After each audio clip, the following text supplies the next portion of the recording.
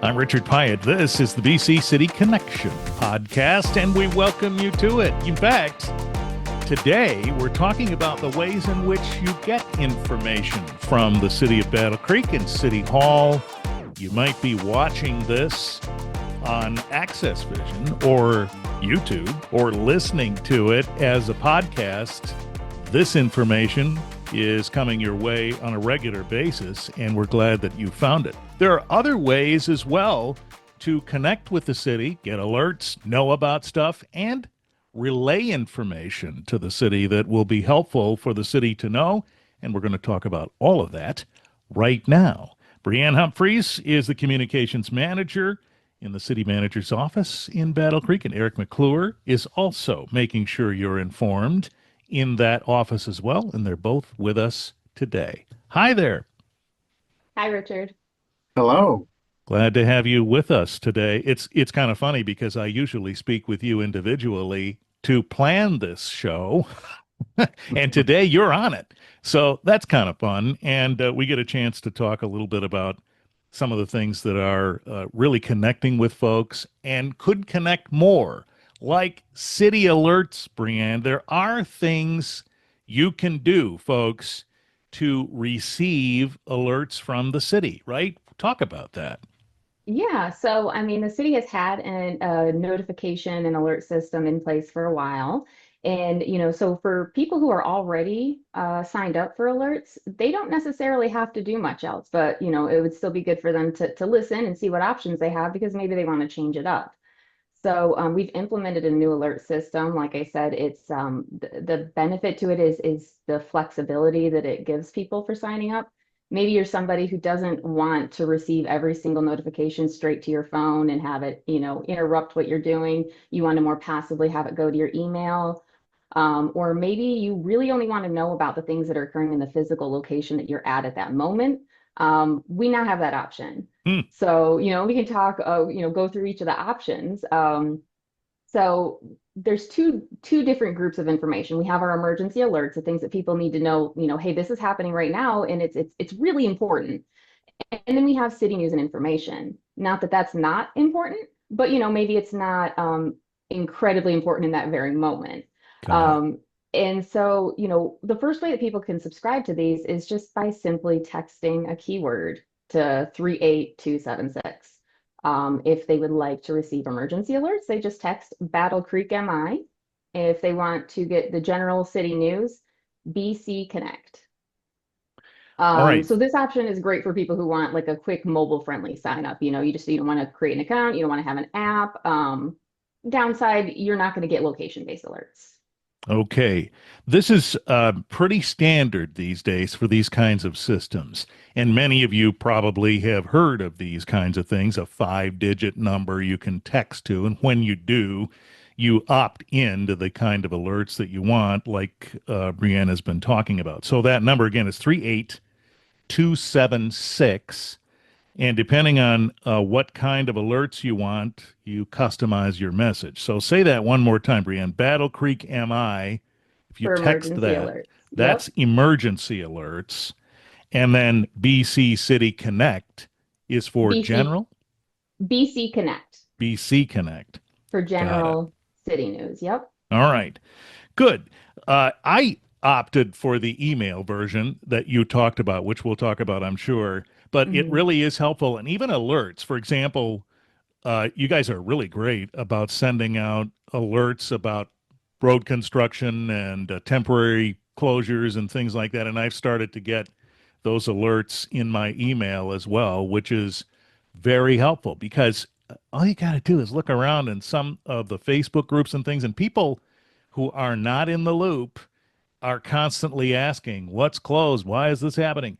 This is a way to automatically know about these things.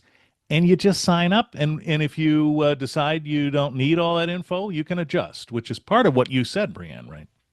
Yeah, so you get to be the person who's in the know, sharing, being the know-it-all, telling people, well, here's what's actually going on. And then another cool thing about the keyword alerts, we have the ability to generate a special keyword for an event. So let's say there's one thing, we have an event that's going on that the city's running. maybe people from out of town are going to come to this event. I think I know of a few things that people come from out of town to enjoy in Battle Creek. They don't necessarily want to register to get alerts from the city of Battle Creek because they're going to be leaving, in a few days. Maybe they're only here for a short period of time. So we can generate a keyword that's specific to that event, and people can, use that keyword to subscribe. And then when the event's over, that's it. They're not going to continue to receive news and information that's not relevant to them. So that is something that I'm looking forward to being able to do. It's gonna make it easier for us to get information out to people, and I'm going to say entice people to subscribe because they don't have to worry about having a long relationship with the city if that's not going to benefit them. Sure, that makes sense. Somebody visits from somewhere else and they're here for a certain event, and they no longer need information after that. They won't be bothered by Yeah. needless information popping in their phone. Now, there is something called the My Alerts app. What is that? Yeah, so it's just a mobile app. They have it for, Apple and Android. And so you just download the app, you add Battle Creek as a location area, and then it's going to give you that same option for, do you want to receive alerts for under our emergency category and also general city news? You can, elect both or one or the other. It's best, I would say, for people who do want, sorry, excuse me, location-based alerts. Okay. So a good example for this one would be a parent. So maybe they want to say informed about public safety issues near their home, but also where their kids go to school and where they work. You can, when you download the app, you can choose those locations and you're going to receive notifications that are relevant to those areas. That's interesting. So, does that cross county boundaries or municipal boundaries? For example, if I live in Battle Creek but I work in Galesburg, let's say, can I sign up for both and it's across the county line? Well, so it's, when an alert goes out, we actually have a map where we can circle the area and say, this is the area. And then, give it like maybe another mile boundary outside of it, just, Okay. to be on the safe side. So now if another community were to use this same app, then yes, it could. And I'll talk about in a little bit later about Calhoun County's alert system. I won't go into too much detail and steal their thunder, but they have a similar thing in place. They do use rave alerts. Yeah. And so I would encourage people to sign up for those as well, just because, let's just go ahead and talk about it now. The if there were an accident in the city, dispatch is going to be the first people who know. They're going to be the first ones notified. And so Sure. they have the ability to send out that notification and let people know, hey, this road is closed because this happened. Stay away from the area. We also get that information, but dispatch gets it before we do. And so the quickest way for people to get those notifications is to also be signed up for them.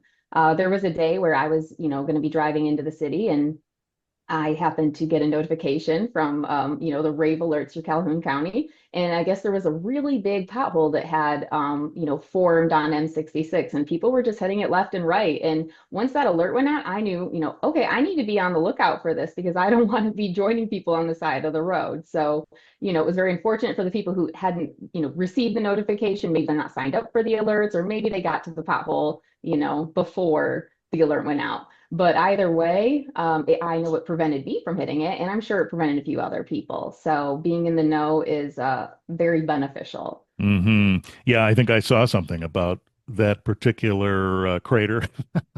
And so it is good to have been notified by those things in advance. So rave alerts come from Calhoun County, and those might be good to overlap with your alerts from the city. So you have an extra way of being notified for things like Yeah. this. There's one more resident portal sign up. And so now Okay. this option is for the person who wants to be able to customize things. Do I want to get it as a text? Do I want to get it as an email? Maybe I want to get emergency alerts both ways, but I only want to get city news and information to, my email so I can read it later. I don't need to be, I don't need to know that right away. Okay. So this gives somebody full control, and it's also probably the best choice for somebody who I would say, more civic-minded neighbors, who are Okay. also interested in subscribing to things like meetings and agendas and those types of notifications. So those our meetings and stuff still do go out through our legacy notification system. So, you're not going to be able to use the My Alerts app or use a keyword to get that news.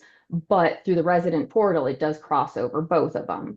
And there's a place on our website where people can go, this is a lot of information. Yeah. But if you go to the city website, battlecreekmi.gov, and navigate to Get Connected, and then under Get Connected, subscribe to City Alerts, it's going to take you right to a page that has the resident portal on it, as well as information that walks you through each of those sign up options. And we do have a link also to Calhoun County's Rave Alerts, because we really would recommend that people subscribe to those as well to meet their needs.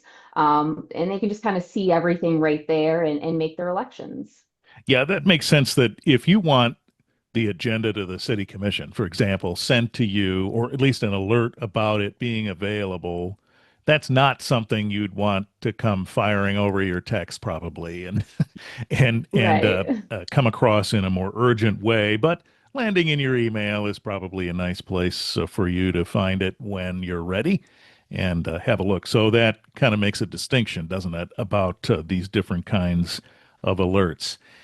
So this is the situation, folks, because the way information is disseminated now is a whole lot different. Even if we go 10 years back, for example, this is the way we're learning about things now, and you have control over that, which is something that you just alluded to, Brienne, the notion of controlling how you want it, what kind of info you want, and you have that ability, but it's just a matter of getting that word out so people understand it. And it's also connected to our website. So anything that we send out as an alert can also be viewed on the website. Again, you go to the city page, and under our main headers there, I want to, and then under view, there's an option to select alerts.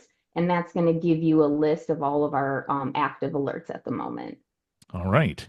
So there you are. And by the way, these episodes, as I mentioned at the beginning of our discussion, are available a few different ways. And very often these discussions are meant to augment whatever alerts you're getting, but also give you an opportunity to hear from folks and maybe have a little bit more understanding about what's happening in the city. So again, you might see this on Access Vision or YouTube, or you might be hearing this as a podcast.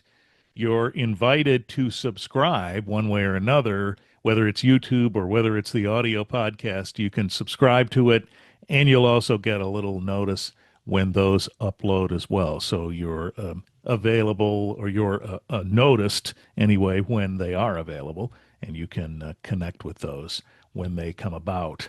Now, we've talked about pushing out information to the community, right? But now we want the other way. We want information to come back to us, right? So there is something called the National Community Survey. Eric, what is that, and how does Battle Creek participate in this? Yeah, absolutely, Richard. What you said is perfect. This is a way for information to come back to the city. And so this survey that we do is a citizen survey. We participate in it as the city, and we coordinate with our survey vendor, Polco. I'm sure many people in the city are familiar with Polco. They do surveys throughout the year for us for different topics, ranging from community development topics, such as when we were debating having quail and ducks in the city, to anything else that is coming out of the city. As a timeline, we do this every 3 years. And that's to help us track trends and respond to changing needs in the community. So every 3 years, we take a time and we pause, and we're able to compare back to 3 years before. So the last survey would have been in 22. So this new survey in 25 will let us compare those two sets of data and see what's changed, if the changes we made since the last survey are being impactful, that sort of thing. When we do this survey, not only is it from a communication standpoint, how people are wanting to get information, how the type of information they're getting, but it kind of takes a wider look into how people are feeling in the city. It looks at public safety, government services, infrastructure, the economy, and just kind of a general quality of life, where we're asking people for, in a moment in time, how do you feel being part of Battle Creek? What does that look like for you? Do the questions, or the survey in general, does it vary? It sounds like it probably does, but it also maybe is similar to give you a sense for how things have changed. Yes, absolutely. It's a little bit of both. The bulk of the survey stays the same year to year, which are every time we do it, which lets us do that comparison, not only with past years within the city, but we can look at other local and regional municipalities that are also doing the survey and see where we rank compared to Kalamazoo, Grand Rapids, other municipalities. And there's always a section of custom questions, which we can build out as the city, and we can gauge specific things we're looking at. And this year, we're kind of taking a focus on communications and highlighting some of the new platforms and services we're using and just seeing how people are responding to that and if it's getting that information to them in the way that they feel is best for them. So when does this happen? Do you target a certain time of the year when you do this every 3 years? Yes, we've actually got all of the legwork done this year, which is good. It takes a couple months to get everything up and running, but in the coming weeks, Polco is going to be doing the distribution of the survey for us. And the way they do that is kind of twofold. The first step is that they randomly select households within the city of Battle Creek, and that's just a random selection of different households. And they will get mailed a survey targeted to them, and they will have the opportunity to answer that way to get that kind of random pool of everybody. And once that part of the survey is complete, we then open it to community-wide participation. So anyone can do it at that point, which gives us that hopefully large pool that we're looking for to get some good trends on what's working and what's not in the community. All right. So this is, I think, what you're saying, sort of a dual media. So somebody's going to get Yes, a paper copy in the mail. How about it? And right. then others who wish to volunteer to participate probably can do it online, right? Yep, absolutely. And that's through Polco. So if you've done any surveys through the city in the past through Polco, it'll be the same thing. It'll come through as an alert that it's available. And if you want to do a new account, if you're a new resident or someone who hasn't participated in the past, you can go to polco.us and you can create an account. And once you put in your address and locality, it'll connect you through anything that's available through us at Battle Creek. Okay. Spell that URL just quickly. Yes. Polco.us, that is Polco.us. We'll be completing it over the summer, and then the results will be available by early fall this year, and we'll be able to share those out with the community and highlight some of the things that we thought were noteworthy to share. And we'll also, on our end, take those communications pieces and kind of use those as we prepare for 2026 and what we want to focus on. All right. So give us an example of a question you might ask in the community survey. Yeah, so some of the more standard questions that don't change every 3 years that we do it, it touches on quality of life. So I'll ask you how you feel Battle Creek is a place to live, to work, to raise a family, that kind of thing. It also talks about safety in the community, job opportunities, arts and culture experiences. So trying to get a gauge on where what we're offering if that's what people want to see. More custom questions for us this year, for the communications department in particular. We're actually asking people what of all of our platforms and tools that we offer, what are you using? How are you getting that information? Do you feel plugged in? So we're trying to really target and see if what we have currently available is meeting those needs. Okay. And again, you'll be seeing that. Some of you will be as a survey in the mail. Others of you will have an opportunity online to participate in that. And I assume you mentioned polco.us. There'll probably, I'm presuming, be a link to this on the city website too. Is that right?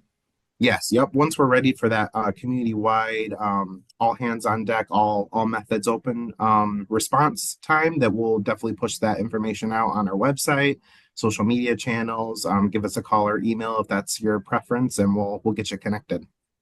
Brianne, as the manager who's sort of got a 50,000-foot view of all of this, what do you hope to do with the survey results and how do you see them being beneficial?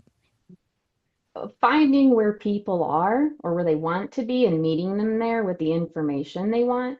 Um, we're mass communicators. There's only two of us in the communications office. We're not the only people that communicate for the city, but we are the two people who do the vast majority. And so, our what we're really trying to do is reach the most people with the information they're looking for and ensuring that it's, clear and makes sense. It answers as many questions as they may have. And so, this survey is one of those methods for us to kind of, like Eric said, check and say, is this working? And if it's not, what is their feedback telling us, and what can we change? So if somebody offers input that is zoomed in, let's say they tell you they see, uh, I don't know, something in Bailey Park that needs attention. I presume that that's not as broad-based a piece of information, but probably stuff like that comes in. You have a pathway for that and a protocol, do you not? Yeah, I mean, really any feedback that we get, I mean, if we got a large amount of feedback where people are saying a lot of the same things, we may just, okay, hey, we need to make this change. Mm. If we're getting some feedback where it's like, I don't really know where we're going with this, but some people have mentioned something, it's of interest to members of the community. Maybe there's some more, maybe we need to do some additional survey work. Maybe we need to create a forum to discuss this more and get more feedback from the community. So it's really a starting point to figure out, are we in the right place? And if we aren't, where should we be? All right. So be watching for that, or at least information about how to participate in that National Community Survey in 2025, which then augments what we've seen 3 years ago and will be a part of, I suppose, the benchmarking, the comparisons that will happen in 2028. We talked about connecting with the city and social media like YouTube and this podcast.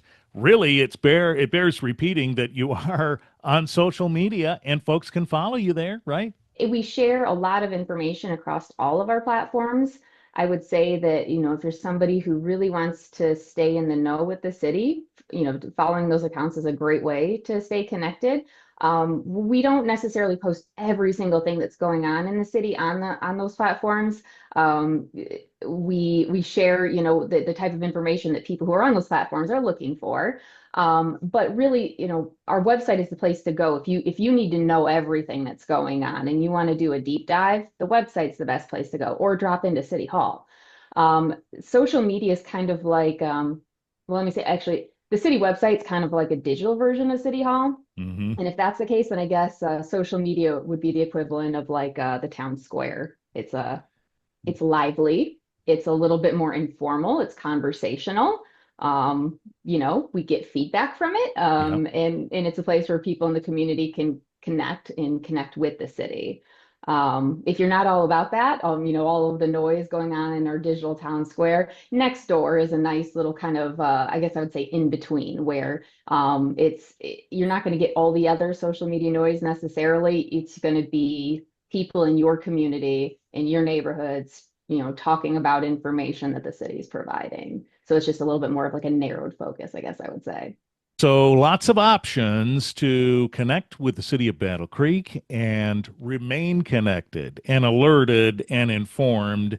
And if you have any questions about any of this, you can certainly reach out to the communications office in City Hall and talk with Brianne and Eric about your questions. And I'm really glad you said stop by City Hall. The old-fashioned way, just come on in and speak to us face to face. That's okay Absolutely. too. Yeah. All right. Thanks to you both for bringing us up to speed on communications options in the city of Battle Creek. Brianne and Eric, thank you. Thank you, Richard. Thank you.